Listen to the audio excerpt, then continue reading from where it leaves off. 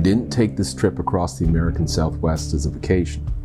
It was something else entirely, a conscious odyssey to reconnect with the deeper history of the land, heal ourselves with its medicine, and receive something we couldn't access where we were previously. So we left, not knowing exactly what we'd find, only that certain places were calm. The first stop was Santa Monica. Something about standing at the edge of a continent where everything ends and begins again.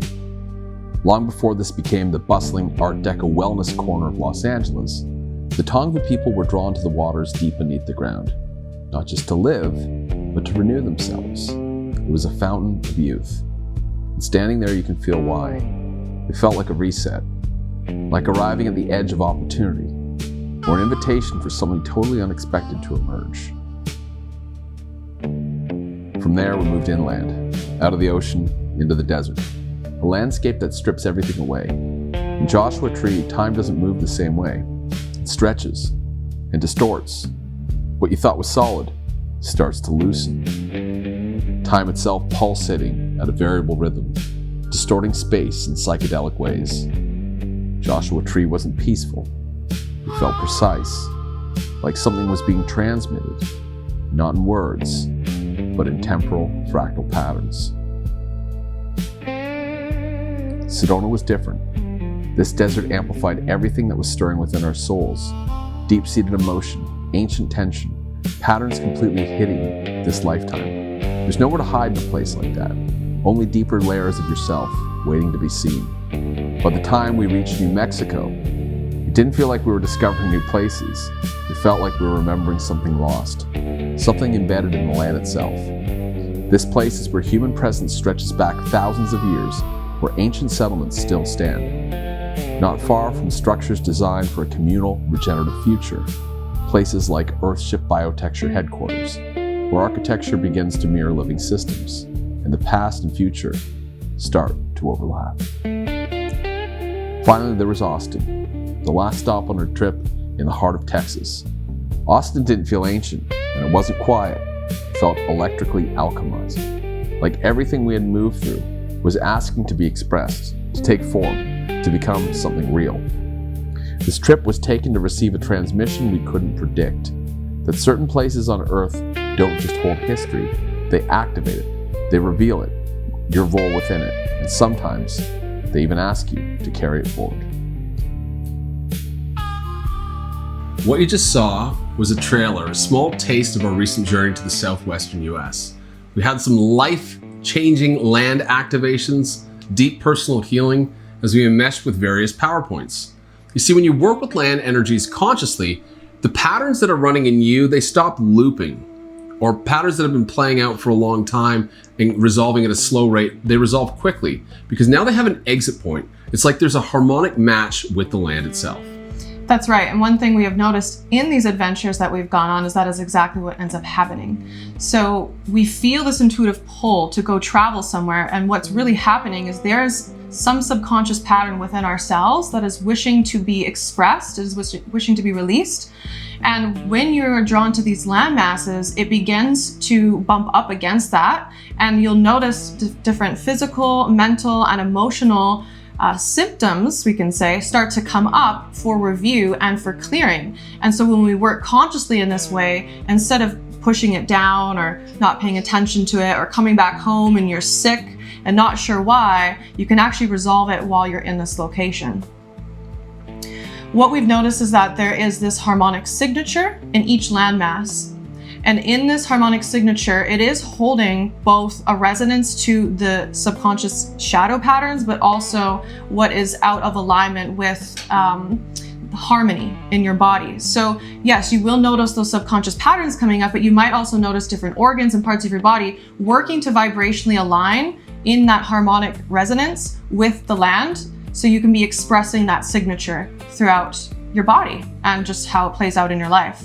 Yeah, effectively aligns what's misaligned, right? When you can tap into that bandwidth of what's there, that's actually very beneficial and very healing and resolving for you. Yes, especially when done in a conscious way. Yeah, but it doesn't actually always require us to go somewhere special.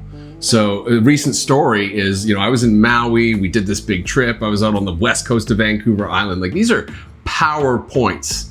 And yeah, I was loving it. But then, it turns out Source led us to Edmonton. And, Edmonton is a very stable place with very kind of harsh winters and very kind of narrow summers. And it wasn't my first pick if you had to ask my ego where I wanted to go. Having lived in Alberta for 7 years earlier, I knew what I was getting in for. But, here I was, this is where I've got to be. So even though the energy is stable here, the consciousness is still quite dense. And compared to earlier spots, I really noticed it as soon as I arrived.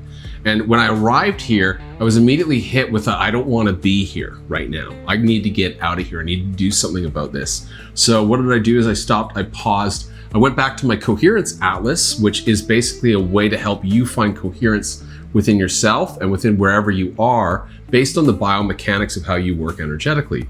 So then I was able to tweak a couple variables and get very good insights. Things like rotate your workplaces around the day. Make sure you're going out for a walk. Try this part of town. It would be best for your body. And as I started to do this, I was actually finding myself in very high states of joy and euphoria, even though I was surrounded by industry and traffic and, denser layers of consciousness. So there is a misconception here that we need to escape and we need to be somewhere that's beautiful or that, our soul family already lives. That might not be the case for you. Maybe you have a very special mission that you're blocking right now because you're not wanting to learn the lesson that's currently held wherever you currently are.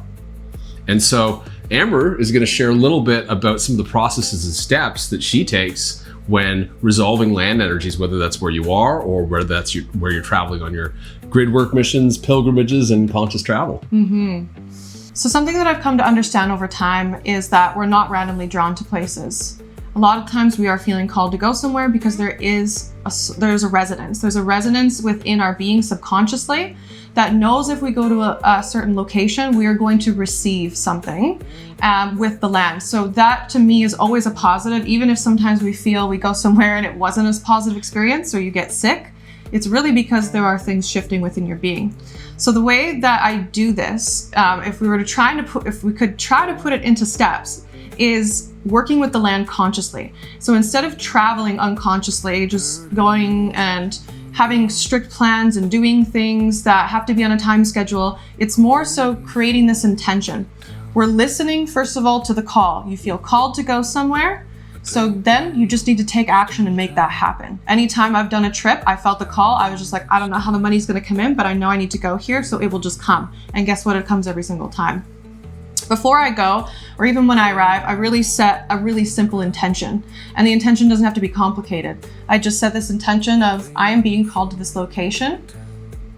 Show me what I need to see when I get here. How can I be of support and service to the land? How can it support me as well while I am there? Then when I get there, it's not about over planning anything. And this can be the hardest part for individuals that are used to traveling with strict schedules and plans and organizations and pre-booking things. What I found is when we do travel in that sort of way, we're actually disconnecting ourselves from that intuitive flow of how the land is trying to guide you specifically to show you how to dissolve these different patterns that are within you. It's funny because it got to the point sometimes of like we couldn't book a place until like the day before until we got that hit of like, okay, we're staying here for 3 days, not 2. Yeah. That's the biggest thing I've noticed when you consciously set out on this this journey, this expedition to heal with the land. You really need to release all control and structure. Because then what happens when you allow yourself to just move and flow, you wake up, you just go with what feels right in those moments. You now start to tap into this theme of a place. And this can sound maybe more on the mystical side of things, but really if we do slow down and we become more present and we stop trying to do, we are able then to listen to more of our intuition and those signals that are playing out around us. And this is honestly where the real work starts to happen, because then just naturally, you'll start to notice different triggers, different thoughts, different pains starting to come up. Maybe you're guided to go to this location, this certain location, and you have a specific experience. It's because you've released control and you've allowed something to just unfold. And from there, it just continues to just Just move where you need to move, and do what you need to do. Over time, you will start to notice a difference. And if you are somebody that is used to meditating or connecting with your intuition, then you will start to see these different themes and synchronicities that will start to play out that are really just uncanny, and you cannot ignore it. And it just goes to show that between the intelligence within your being and the intelligence of the land, there are these synchronistic events playing out to help guide you every step of the way to unwind whatever it is that's needing to be unwound. Whether in you or the land. That's right. You know, and the other thing that's really cool is I'm a little bit more of a planner, not like super extreme planner, but a little bit more. So she's very much listening to the sequence that's coming in. And it's always interesting because I'm like, what is it going to happen? And then it's like every time, trust the process because it's going to land. And when it does, you get this huge wave of euphoria. Yeah. You really get into like this peak flow, and you're connected with everybody else that is in your group and is around you, because you really feel like you're alive, swimming in that ocean of consciousness that underlies everything. And I think that's really the beauty of travel that people are looking to get. So if you're interested in learning not just about conscious travel, but also into how you can have those experiences where you currently are, then you've got to come out to our workshop that we're running. So it's going to be May 5th and 6th. If you're watching this video after, where it's going to be a replay. So we're going to be recording this one. This one's going to be a big one because this is really going to tap into Amber's wisdom around years and years of grid work and really decoding mysteries in Europe and now in America and Hawaii and in all these different places around the world. And also you're going to get the advantage of my coherence atlas, which actually can give you,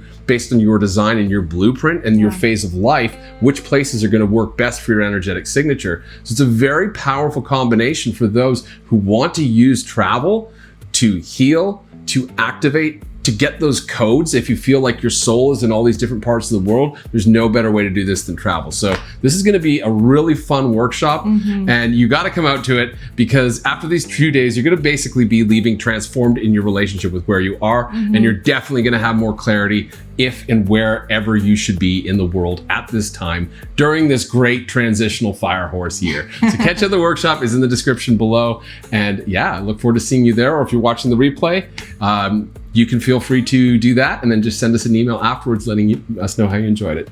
Take care. Thank you.